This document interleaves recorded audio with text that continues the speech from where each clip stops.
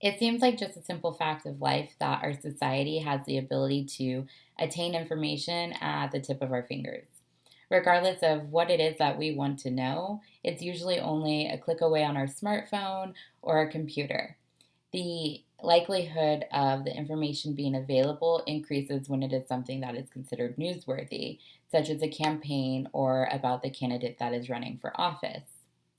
The media has various outlets that can be utilized to impact society's thinking. And sometimes it's in a positive manner, and other times it can be in a negative manner about ideals and individuals in general or in the public eye.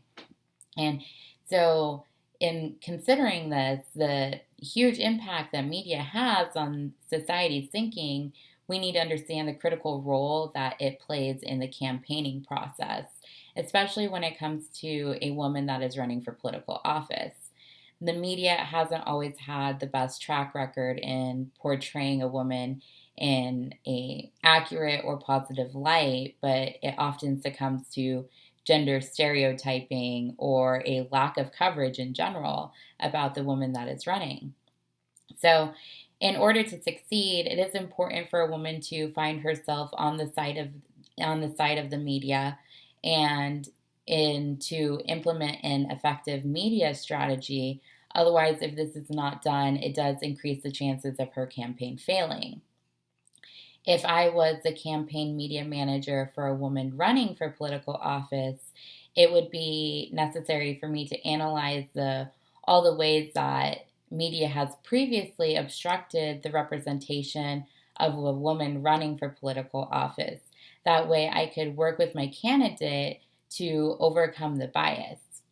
And I think that's important that the bias can't just be ignored, and we can't allow the media to take control of the campaign. We would need to strategize together to combat the gender stereotypes and find how she wanted to be presented to the public and through the press in order to be successful. And the best way to do this, I believe, is by taking control of the media in every opportunity that we have available instead of just ignoring the bias and allowing it to steamroll her campaign. Because essentially, it is still her campaign, and we need to make that known and not just allow it to be taken over by the media and ruling how society should view her as a candidate. We have the ability to change that and use it as a powerful tool if we do it effectively.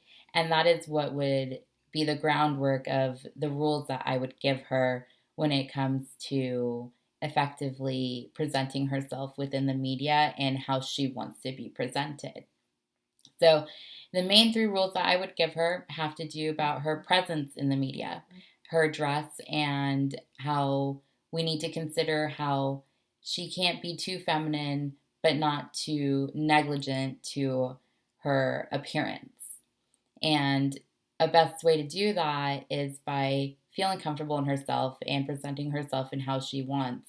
And when the media tries to take advantage of that and put too much light on it, she needs to take the power back by explaining to them or making awareness, not in an angry way that can be perceived as the woman that's being overly emotional about people talking about how she dresses, but just raising awareness about the factor, saying in an interview, if they bring up what she's wearing, she can say, why are we talking about this? Since when did my attire become newsworthy when there's so many other things that need to be focused on and that need to be addressed? And that's an effective way of taking back control of the media by speaking up against it and not allowing them to put too much emphasis on the way she looks. And secondly, there's already a lack of coverage on a woman candidate. So, in order to change this, it needs to be increased. So, a rule of mine would be to make sure she is utilizing every opportunity she has to get herself known and the policies that she wants to talk about and the strategies that she wants to implement into her political campaign. And this can be done by, talking to bloggers, when reporters aren't reporting what you want them to say, use bloggers to your advantage and make friends with them. You know, they have the ability to portray you in a light that you might be more satisfied with than what when the reporters are just trying to, you know, bring in more viewers. But a blogger is more likely to portray an effective message for you. And thirdly, utilize new media. Media has taken over so much of our life, and new media such as social media, Twitter, Facebook, Instagram, Snapchat, all these things play into the perception of who you are. And if you utilize them correctly, you have the ability to have full control over a message that you're giving to your voters directly.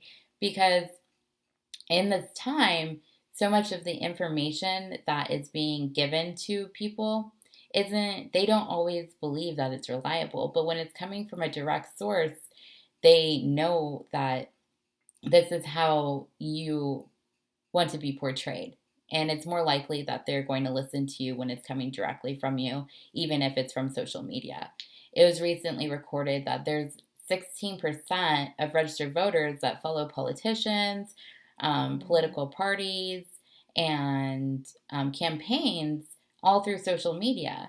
So you have a direct line to how you want yourself to be portrayed in the public eye, and why not utilize that? So obviously, these are three rules that I would implement for my candidate, but the foundation of it all for each single rule is taking control. Don't ignore the bias. You have to make awareness known about it, but in a very conservative way. And if this is done effectively, you will be able to manage your perception of who you are to the press and the public eye.